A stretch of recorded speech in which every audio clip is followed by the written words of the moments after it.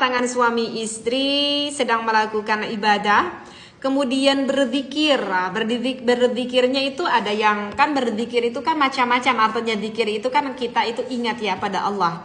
Ada yang berzikir lisan itu ada dengan membaca Al-Quran, ada yang membaca salawat, ada yang membaca doa-doa pendek, ada yang membaca tahmid, tahlil, dan banyak sekali ya kan, seperti itu. Nah, kalau misalkan membaca Al-Quran, zikirnya itu membaca Al-Quran itu hukumnya makruh.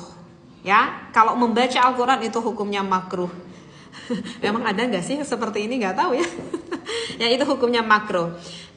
Termasuk mengucapkan doa. Itu juga. Jadi kalau misalkan pasangan suami istri ketika hendak mau melakukan ibadah, udah baca doanya dalam hati aja, nggak perlu diucapkan dengan lisan. Misalkan nggak tahu doanya, kita mau mengucapkan Bismillah aja bisa ya. Kalau yang nggak tahu doa sebelum berjima, ini yang lebih dipentingkan itu bagi seorang suami ya. Misalkan baca doanya udah Bismillahirrahmanirrahim aja, kan itu termasuk salah satu ayat Al-Quran kan.